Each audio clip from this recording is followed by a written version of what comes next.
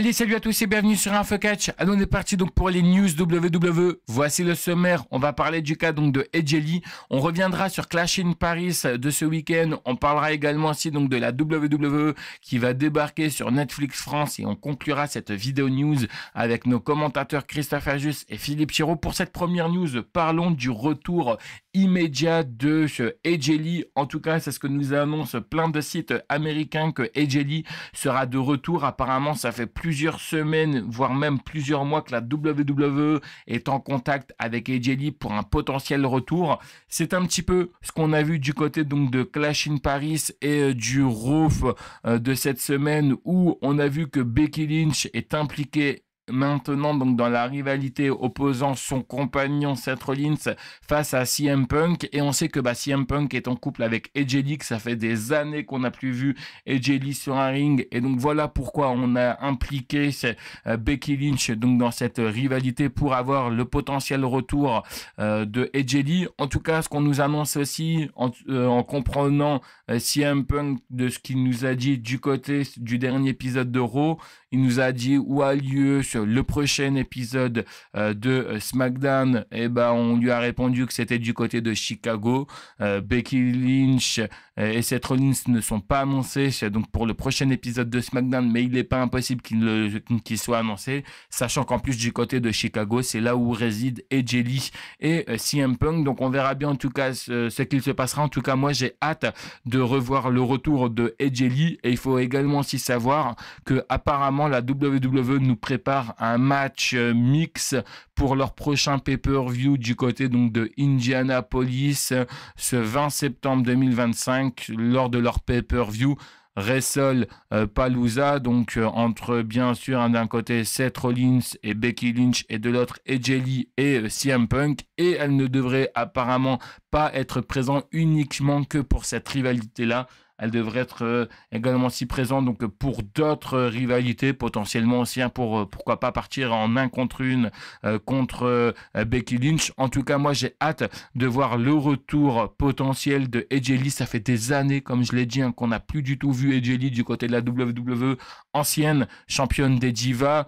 C'est aussi grâce à elle, on va pas se mentir, que la division féminine en est là également où est-ce qu'elle est. J'espère en tout cas qu'elle a toujours cette magie en elle qui me faisait briller à l'époque, même si c'est vrai que ça fait des années, il faut vraiment qu'elle se rentraîne, mais en tout cas j'ai vraiment confiance en AJ Lee et je suppose qu'elle va nous sortir donc des grosses dingueries, et franchement si elle est de retour, je pense que ça va être vraiment le feu sur les réseaux sociaux, tout comme c'était le feu quand son compagnon CM Punk était de retour du côté de la WWE. Donc on verra bien en tout cas ce qu'il se passera. Ensuite, j'ai envie de revenir sur Clash in Paris et vous parler de 2 choses. La première chose, c'est que je voudrais remercier tous les fans qui ont organisé un putain de beau tifo pour montrer que nous aussi on est le meilleur public du monde de la WWE, et encore une fois on l'a montré lors de ces 2 soirées exceptionnelles, et franchement merci à tous les gens qui ont organisé ça, parce que franchement je m'attendais pas du tout à ce que ça allait être organisé, donc franchement bravo à vous. Par contre, là où je vais pas vous dire bravo les gens, c'est pour tous ces connards, et je suis désolé d'employer ces mots-là, mais il faut appeler un chat un chat. Tous ces connards qui, quand croisent une superstar de la WWE, leur sautent dessus, les poussent et tout, alors que vous attendez en bas d'un hôtel pour avoir une potentielle photo, je peux plus ou moins comprendre, mais respectez quand même les superstars de la WWE. Ce ne sont pas vos potes, ce ne sont pas non plus des membres de votre famille, ils sont humains comme vous et moi. Oui, ok, on est tous très contents de voir une superstar. On demande si on peut faire une photo. Si la personne elle accepte, on fait une photo. Si la personne elle n'accepte pas, ça sert à rien de la pousser. Ça sert à rien d'être en colère contre cette personne-là. Je pense que à leur place, on n'aimerait pas que cela nous arrive. Après, oui, ok, ils n'ont pas choisi tous d'être célèbres ou non, mais bon, bref, en tout cas, c'est aussi une éducation, et j'espère en tout cas qu'avec ces agissements-là, ça ne fera pas peur à la WWE de revenir en France, parce que à cause de connards comme vous, en tout cas ceux qui ont fait ça, j'ai un peu peur que la WWE se dise attends, ok certes c'est peut-être le meilleur public du monde, mais est-ce qu'on va revenir en France? Est-ce que nos superstars sont en sécurité? Voilà, moi je trouve pas ça vraiment très cool. Donc franchement, honnêtement, faites attention quand vous croisez une superstar. On peut être content, mais on ne pousse pas les gens ou on ne saute pas sur la superstar quand, bien sûr, on veut essayer de faire une photo. En tout cas, voilà, c'est un petit peu mon coup de gueule que je voulais passer. Et désolé, en tout cas, s'il y a des gens qui le prennent mal. Vous savez, moi, c'est l'authenticité à l'état pur. Bref, allez, pour cette troisième news, on va parler donc de la WWE qui va débarquer sur Netflix France. Ça y est, c'est bel et bien officiel. France. WWE is coming to Netflix January 1st. That means you get to see Raw, SmackDown, NXT, every PLE. It's a new era, folks. Let's live forever. Ce 1er janvier 2026. Alors pour le moment, à l'heure où je vous parle, je ne peux pas vous dire quelles sont les conséquences pour AB1.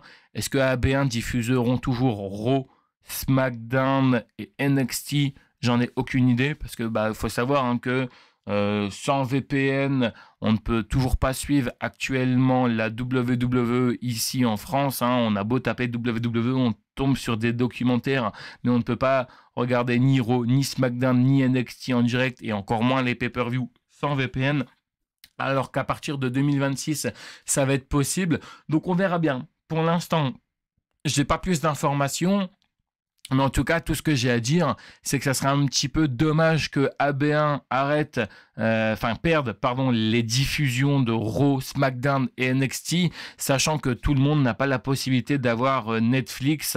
Je pense notamment à pas mal de personnes où ça peut être compliqué pour eux d'avoir Netflix et déjà d'avoir AB1, c'est pas forcément donné à tout le monde. On ne l'a pas tous dans son abonnement. Alors là, si on commence à enlever la WWE sur AB1, ça risque d'être un petit peu dérangeant pour pas mal de monde. Ça, je peux tout à fait le comprendre. Mais pour l'instant, ne vous mettez rien en tête.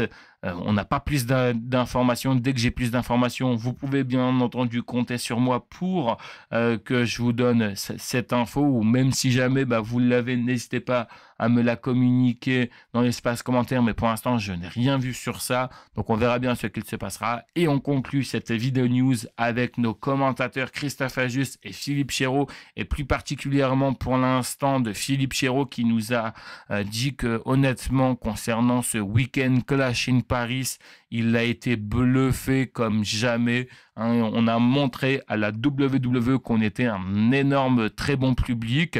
Je suis d'accord avec lui, mais il ne faut pas oublier aussi les petits incidents qu'il y a eu. Comme je vous l'ai dit juste avant, ça aussi, il faut aussi le mettre en avant, mais c'est vraiment une minorité. Donc franchement, on a prouvé à la WWE de quoi on était capable, encore une fois, pour la deuxième année consécutive. Donc j'espère qu'en tout cas, la WWE, ils garderont bien ça en tête, que chaque année, pourquoi pas avoir un pay-per-view spécial du côté de la France, ça peut être vachement cool. Imaginez-vous, tous les ans, on a un pay-per-view de la WWE en France. Je pense que ça va exploser. Et puis également aussi, ce qu'on a appris pour Christophe Ajus et pour Philippe Chéreau. Franchement, j'étais étonné quand j'ai vu cette news, mais félicitations à eux. Ils ont eu leur propre figurine, donc c'est vrai que c'est assez surprenant, donc franchement content pour eux, comme une superstar, ils ont leur propre figurine. Après on va pas se mentir, ils le méritent honnêtement. Ça fait 25 ans qu'ils commandent du catch tous les deux ensemble, ça fait 25 ans qu'ils nous divertissent. Il fallait bien en tout cas que on leur rende quand même cet hommage-là. Alors du coup, en créant des figurines à leur effigie, franchement, je trouve que c'est mérité. C'est mon point de vue. Mais voilà un petit peu concernant Christophe Ajus et Philippe Chéreau. C'est ainsi que s'achève cette vidéo news. J'espère en tout cas qu'elle vous aura plu. N'hésitez pas à vous exprimer dans l'espace commentaire, notamment pour l'apparition de Edgely pour Netflix en France. Est-ce que vous, personnellement, vous avez Netflix? Et si vous ne l'avez pas, vous savez, il y a toujours des solutions qui sont possibles. Malheureusement, ça ne sera pas en français. Et puis, quant à moi, je vous retrouve plus tard pour une prochaine vidéo. Allez, bye tout le monde.